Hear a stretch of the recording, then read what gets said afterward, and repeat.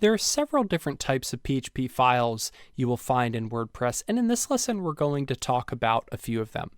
Now, the first type of files you're going to find are core WordPress files, and we'll break these down a little bit further, but those are generally not edited, not something you really need to change, but you might want to go explore to see how WordPress works under the hood.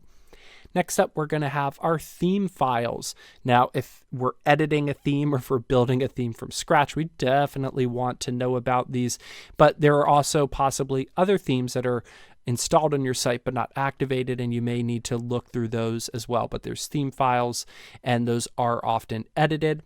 And then we have plugin files. So you install a lot of plugins on your site. Those files have to live somewhere. Most plugin files you are not going to edit, but we will look much later in this course at how to build your own plugins, in which case you will be editing them, and you might want to go look at other plugin files and see how they're doing things. So we've got to look at those as well.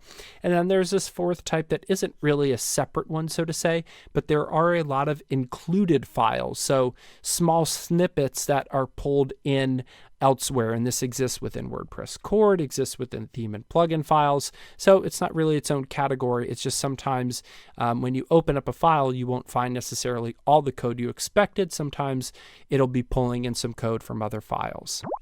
So what we're going to do, and I encourage you to follow along after I kind of take you through this process and go more in depth into yourself, but grab all of the files for your WordPress install. So if you're using local here, you're just going to grab your public folder, and I'm going to open that up in my editor. Now, the reason I'm doing this is I just want to start walking you through some of the many files that we have available. Now, notice we could start off in our index file, and that's saying, hey, go ahead and require WP blog header. And we could come down into blog header and see that that's requiring WP load and template loader and checking to see that it did the header here. Now, all of this code is not going to make sense to you, and I don't really expect you to start trailing through and finding all of these different files, but this is just an example of how you could begin that process. Now, a lot of these files here are very high-level files that aren't necessarily doing a whole bunch there, but they are checking some things. Again, this is handling login. This one's going to be doing a bit more. You could see some of these other ones. Anytime you see require, that's going to be pulling in files. And you don't need to go through all these or understand them, but these are core WordPress files.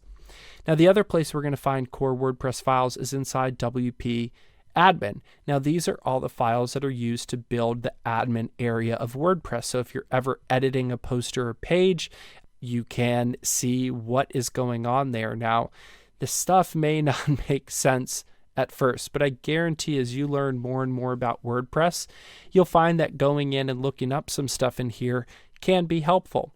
So going down even further, you can see there's subfolders here with other stuff going on, all the JavaScript, included files, all of the different classes we have in WordPress. We haven't really got too much into that, controlling menus, plugins, all that. So there's a lot here that is just used to build WordPress core.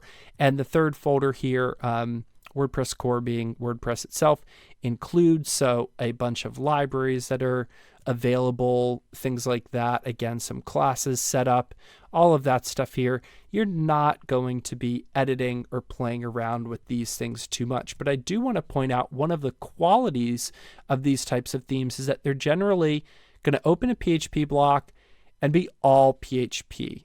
So even if you open one that has a little HTML that you could find, maybe for example, it's echoing out like a H1 tag or an H2 tag or something like that, that happens from time to time. But most of these, you can see here, we've got a little bit of HTML mixed in. But most of these core WordPress files are just going to be a lot of straight PHP. And so that's one subset of files that you're going to have, ones that are just mostly PHP. Now, if we come into WP content and into themes, this is where all of our themes lived. And I'm just going to open up a basic default WordPress theme and show you one of their PHP files. Notice we open up PHP. We've got some PHP going on, but there's also more HTML here. We've got some includes and then some more HTML down here. If we were to open up other files, we would find the same. a mix. We've got some HTML, we've got some PHP. Most of our theme files are actually HTML files that have PHP inside of them, as opposed to some of the core files and many of the core files, which are straight up PHP with a little bit of HTML mixed in. Now, this difference may not make a lot of sense to you at this point, but I do want to point out that difference there. You're going to see inside of the theme stuff a little bit more HTML going on. Then inside of WP Content, we also have our plugin files. So if you're building a custom plugin, this is where it's going to go. And again, most of these files, again, are going to be mostly PHP. Some of them may have some templates and a little bit of HTML mixed in. It really depends on what the plugin is, but a lot of them are just programmatically customizing things. So I'm just scrolling and scrolling. Notice that we have some PHP or some HTML mixed in, but most of it is straight PHP. So that's a quick overview of some core files, some theme files, some plugin files that are inside WP Content. And I'll mention in closing, there's also this WP config, which is set up with the usernames and passwords. So if you ever need to migrate your site, or if you're setting up something custom there, or if you ever need to go find that, you could find that there. You'll also see a WP config sample, and this is a file that you should actually delete, especially before you push the site live.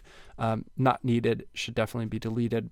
And there we have it. This is a good walkthrough, although I would suggest that you take the time to go into this in a bit more depth. Simply by perusing around, seeing what makes sense to you. Again, the more you learn, the more this is going to make sense. So don't feel bad if you don't really understand, you click through and don't understand what anything means, but try looking for a few key names, things you might recognize, or you could just go, oh, this code lives here. I know what the customizer is. Here's a bunch of customizer code. Cool.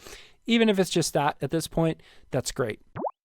So just a quick review here before we close out. We've got our core WordPress files, primarily PHP, not going to be editing these. They live in that root directory, they live in WP admin, and they live in WP includes. Then we've got our theme files. We are going to be editing these. We are going to be playing around, and they tend to be the reverse. They tend to be a lot of basically an HTML page with some PHP blocks and code inside of it, which is valid. Some themes that are more complex, you may see more PHP, but in general, that's what we've got going on. Then we've got our plugin files. Other people's plugins, you're probably not going to be editing, but if they are your own plugins, then you do want to edit them. And they're a little bit more like the core WordPress files, that they're going to be mostly PHP happening with a little bit of HTML thrown in there. So from here, what I'd like you to do is, again, take a look through all the different PHP files in WordPress. You don't have to understand it all, just explore and see what makes sense, see how far you can get.